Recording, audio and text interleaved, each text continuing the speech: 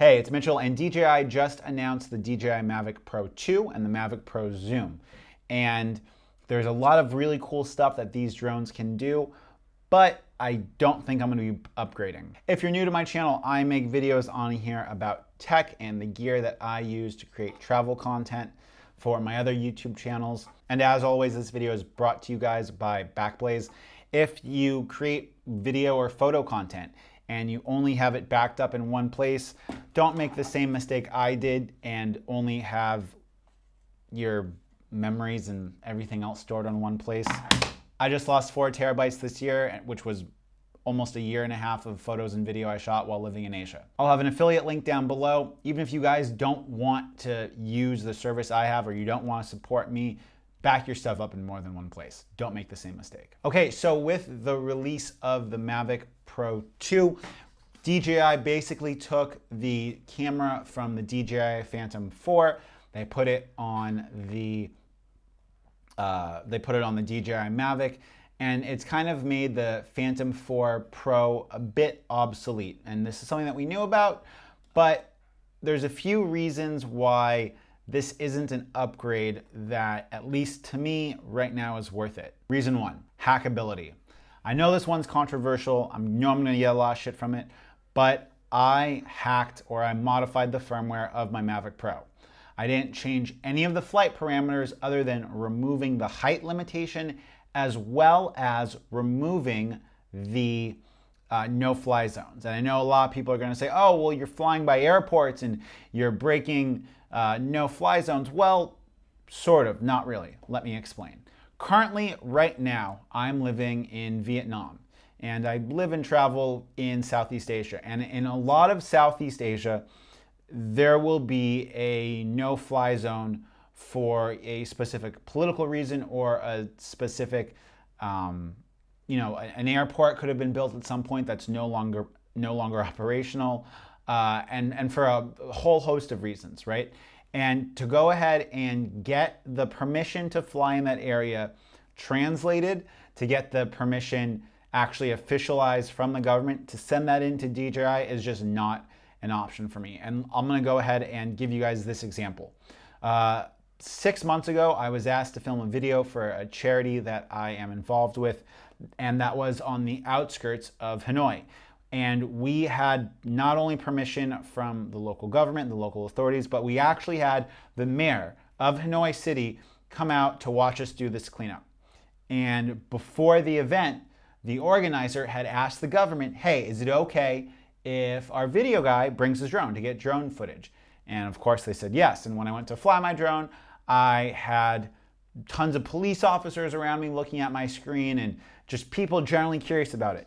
So even though it was technically a no-fly zone, I had express permission from the government to fly in this area. And the reason why this is a no-fly zone is not because it's an airport. It's not because there is some type of helicopter tour that recently flies low around the city of Hanoi. It's because there are government embassies around Hanoi. And for security reasons, because it's a communist socialist country, they don't want drones flying near these embassies, which is completely understandable. But if I did not have my drone modified, I would have had to wait for approval, or I might not have been able to fly. So the first reason is that until there's some type of firmware fix or GPS hack or something that gives me the full functionality of the Mavic Pro 2 without the GPS limitations, without the ceiling restrictions, without things like that, it's not worth it for me to upgrade. The second reason is availability of parts. Now, I understand that everyone loves their DJI Care and DJI Refresh, but when I bought my drone, I was living in America. I have DJI Care and DJI Refresh in America, and when I had an accident with my drone, being that the drone's vertical positioning sensors misread the height, so my drone, when I was flying very low, dipped too low. I still had to send it back to America, and that was a lot of money. Recently, I had an issue with either some grit or something fouling up the gimbal operation on my Mavic, and I took it to a local DJI authorized repair place here in Hanoi, and I had a guy fix it with a brand new camera, a completely brand new camera gimbal assembly in under 30 minutes. And it cost me 75 bucks for a brand new camera, brand new gimbal assembly, and on the spot turnaround. The third and final reason why at least I am not going to be upgrading is, while I do know that there's going to be a big quality difference, right?